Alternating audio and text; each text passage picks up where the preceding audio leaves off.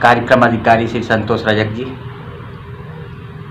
यह राष्ट्रीय बालिका दिवस के उपलक्ष्य में अपने विचार व्यक्त करेंगे। सर, राष्ट्रीय बालिका दिवस के बारे में आप थोड़ा विस्तार से बताएंगे? राष्ट्रीय बालिका जो दिवस हमारे देश में मनाया जा रहा है, ये 24 जुलाई को मनाया जाता है।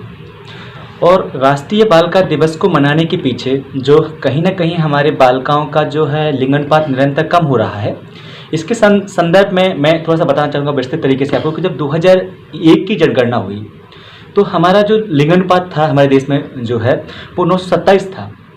और 2011 में जब जनगणना हुई तो उसमें 918 था।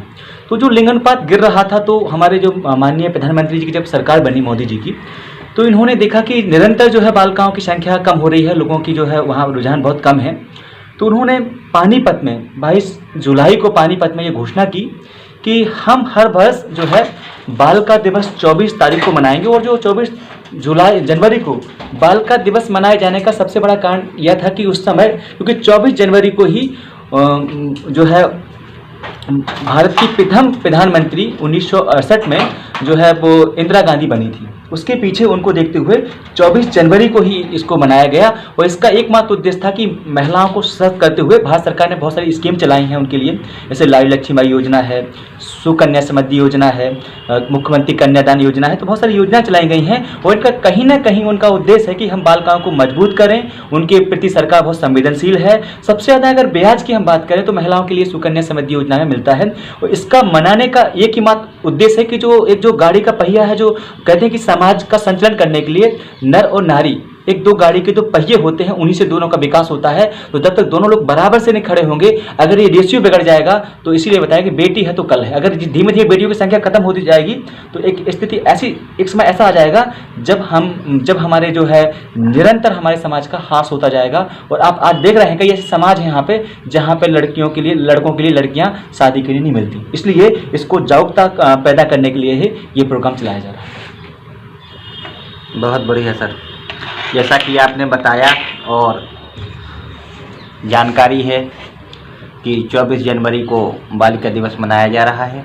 यह इसी उपलक्ष्य में मनाया जब इसकी शुरुआत हुई भारत सरकार मानव संसाधन महिला विकास मंत्रालय के द्वारा, तो 24 जनवरी को इसीलिए नियत किया गया क्योंकि सर्वप्रथम भारत की जो प्रधानमंत्री महिला बनी श्रीमती इंदिरा गांधी जी, वो निसंदेह महिला सशक्तिकरण के रूप में एक बहुत प्रोत्साहन वाला, महिलाओं को प्रोत्साहन देने वाला कदम है और इसीलिए 24 जनवरी को चुना गया। तो सर, और क्या क्या कार्यक्रम कराए हैं आपने इसके संदर्भ में? आज हम लोगों ने जो है महिला जागृति के लिए एक नुक्कड़ नाटक किया। नुक्कड़ नाटक के माध्यम से हमने समाज को एक संदेश दिया कि कहीं ना कहीं जो बालिकाएं हैं, अगर उनको मंच मिले, पहले जो है 4 दीवारी के अंदर महिला को कैद कर दिया गया था, और लेकिन आज महिला कहाँ नहीं है। आज बताइए ना, पार्लियामेंट से लेके आज वायुयान चला रही है, वही आर्मी में है, सेना में है। मतलब ऐसा कोई जगह नहीं है जहाँ महिला ने अपना नेतृत्व नहीं किया हो।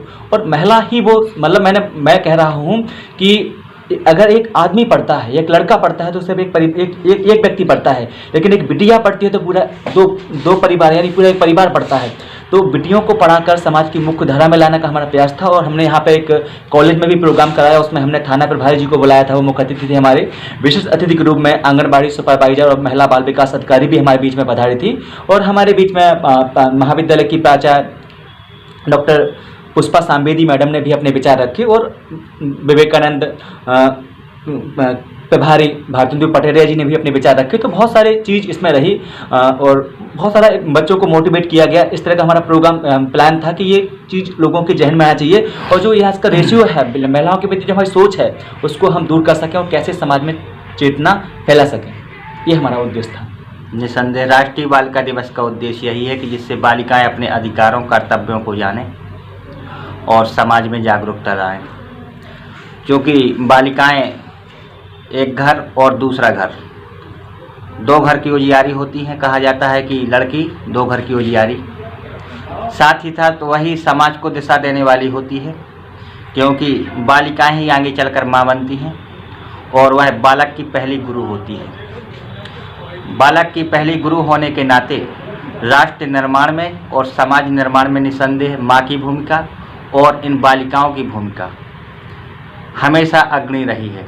अगर हम कोई भी महान व्यक्तित्व को देखते हैं, किसी भी महापुरुष को देखते हैं, तो उसके महान व्यक्तित्व के आगे उसकी माँ का योगदान है। अगर हम देखें कि शिवाजी, तो जीजाबाई का नाम अनायास हमारे दिमाग में पहुंच जाता है। हम आज और जो कार्यक्रम हुए सर, और क्या कहना चाहेंगे इस संदर्भ में? बस मैं इतना कहना चाहता हूँ कि लोग कहते हैं कि बेटा अगर भाग से पैदा होते हैं तो बेटियाँ सौभाग्य से पैदा होती हैं। बेटा अगर भाग से पैदा होते हैं तो बेटियां सौभाग्य से पैदा होती हैं। अगर बेटा अंश है तो बेटी वंश है, अगर बेटा आन है तो बेटी शान है। और मैं यही कहना चाहूँगा, हमारे विशेषकर बुंदेलखंड की परंपरा में ये माना जाता है कि कन्यादान सबसे बड़ा दान होता है। तो मैं कहता हूँ कि कन्यादान सबको नसीब नहीं होता। इसके लिए मैं कहना चाहता हूँ कि ये बेटियाँ बड़ी अजीब होती हैं, ये बेटियाँ बड़ी अजीब होती हैं, कितनी भी दूर रहें मगर दिल के करीब होती हैं। कन्या का दान सबको नहीं, कन्या का दान सबको नहीं, ये कुछ ही लोगों का नसीब होती हैं, ये कुछ ही लोगों का नसीब होती हैं। वो लोग खुशहाल हैं या वो लोग बहुत खुशकिस्मत हैं जिनके घर में बेटियां हैं, क्योंकि जिनके घर में किलकारियां होती हैं बेटी की, क्योंकि बेटी क्या होती है, वो सृजन है, सृजन करती है, निर्माण करती है। और मैं तो यह कहना चाहता हूँ कि जिन्होंने हमेशा, हमारा समाज पुरुष प्रधान समाज रहा, जिस नारी ने ध्रुव को पैदा किया, प्रहलाद को पैदा किया, जिस नारी ने विवेकानंद को पैदा किया, भगत सिंह को पैदा किया, वो छोटी नहीं है, वो सबसे बड़ी है। और इसलिए हमारे संतों ने भी कहा है कि नारी निंदा मत करो, नारी नर की खान, नारी से पैदा हुए ध्रुव प्रहलाद भगवान श्री राम। इसी बात को मैं कह के अपनी वाणी को विराम दूंगा।